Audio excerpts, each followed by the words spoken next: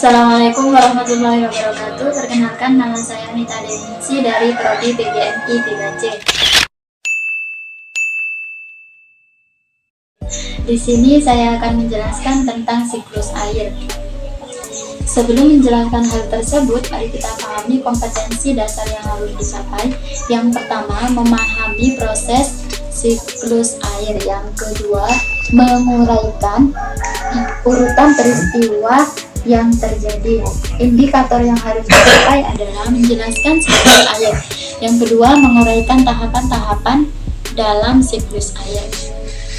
Tujuan: setelah pembelajaran berlangsung, siswa diharapkan mampu yang pertama menjelaskan urutan dari siklus air dengan benar, yang kedua mengidentifikasi tentang siklus air dan membuat skema siklus air. Target pencapaian atau sikap: siswa dapat memahami siklus air. Yang kedua, siswa dapat membagikan urutan peristiwa yang terjadi. Prosedur penggunaannya, saya sudah membawa media. Siklus hidrologi atau siklus air adalah sirkulasi air yang terjadi yang berasal dari laut kemudian ke atmosfer, kemudian kembali lagi ke bumi, lalu ke laut lagi, dan begitu seterusnya. Hal ini dapat kita pelajari dengan beberapa proses. Yang pertama, evaporasi. Evaporasi di sini, laut mengalami evaporasi. Evaporasi atau penguapan terjadi ketika air laut berubah bentuknya dari cair menjadi gas.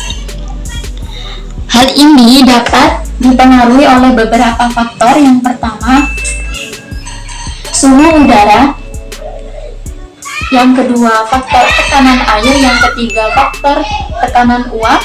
Yang keempat, tekanan atmosfer. Dan yang terakhir, aktivitas manusia.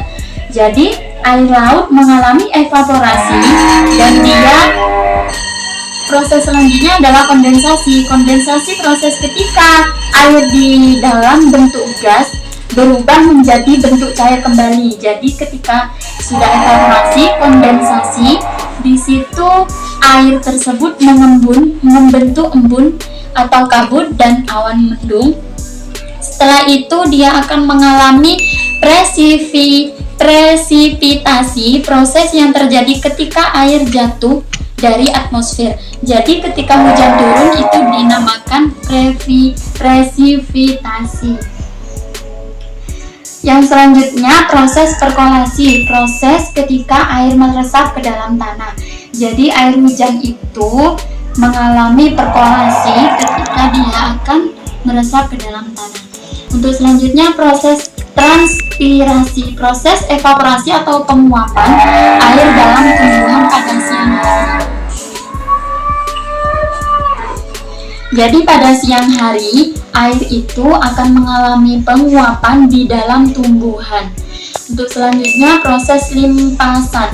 Aliran air di atas permukaan tanah mengalir melalui sungai ke laut. Dan yang terakhir, penyimpanan air. Air tersimpan di bumi ada 3 lokasi penyimpanan, yaitu atmosfer, kemudian permukaan bumi, dan di dalam tanah. Mungkin itu yang dapat saya sampaikan, kurang lebihnya mohon maaf. Wabillahi taufiq wal hidayah. Wassalamualaikum warahmatullahi wabarakatuh.